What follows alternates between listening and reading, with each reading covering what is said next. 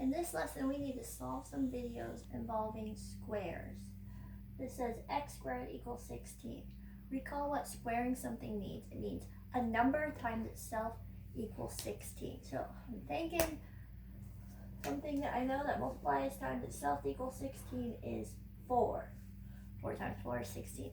The thing is, students, if you quit here, you're going to be half wrong because there's a second answer to this equation, and that would be x equals negative 4.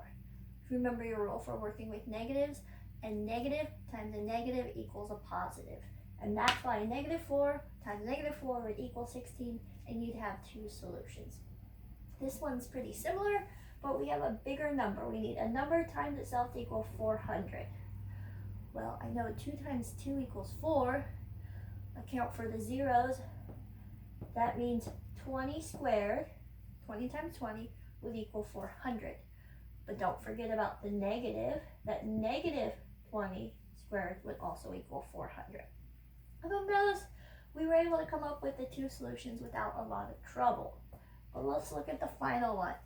P squared equals 45. So something times itself equals 45. Think about your multiplication table.